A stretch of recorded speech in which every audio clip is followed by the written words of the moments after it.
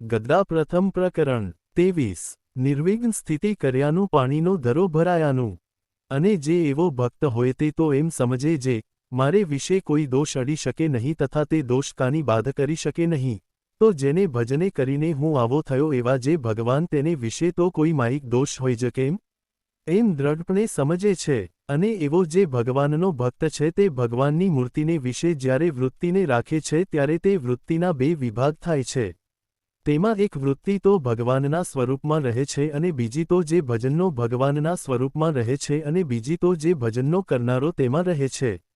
અને ભગવાનના સ્વરૂપમાં જે વૃત્તિ રહે છે તે પ્રેમે યુક્ત રહે છે અને ભજનના કરનારામાં જે વૃત્તિ રહે છે તે તો વિચારે યુક્ત રહે છે અને તે વૃત્તિ જે તે ભજનના કરનારાને વિશે ભગવાનના ભજન વિના બીજા જે ઘાટ સંકલ્પ થાય છે તે સર્વેને ખોટા કરી નાખે છે, તથા તે ભજનના કરનારામાં જે દોષ તે સર્વેને ખોટા કરી નાખે છે। એવી રીતે તેની વૃત્તિ ભગવાનમાં અખંડ રહે છે અને ઘડીક તો એકાગ્ર ચિત્તે બેસીને ભગવાનનું ભજન કરે ને ઘડીકમાં તો ચાળા ચૂંથતો ફરે તેને તો એવી સ્થિતિ થતી નથી।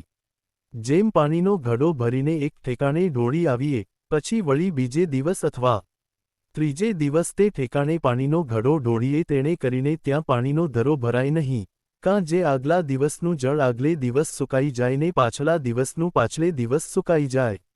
અને જો આંગળી જેવી નાની જ પાણીની સર્ય અખંડ વહેતી હોય તો મોટો પાણીનો ધરો ભરાઈ જાય। તેમ ખાતા, પીતા, હાલતા, ચાલતા તથા શુભ ક્રિયાને વિશે તથા અશુભ ક્રિયાને વિશે સર્વકાળે ભગવાનમાં અખંડ વૃત્તિ રાખવી। પછી એવી રીતે ભગવાનમાં અખંડ વૃત્તિ રાખતા રાખતા એવી દ્રઢ સ્થિતિ થાય છે। ઇતિ વચનામૃતમ 23। અવાજ અવનવા ભક્તિ में વિડિયો માટે વિડિયો કો લાઇક અને અમારી ચેનલને સબસ્ક્રાઇબ કરો અને બેલ આઇકન દબાવો જેથી સૌથી પહેલા વિડિયો તમારા સુધી પહોંચે।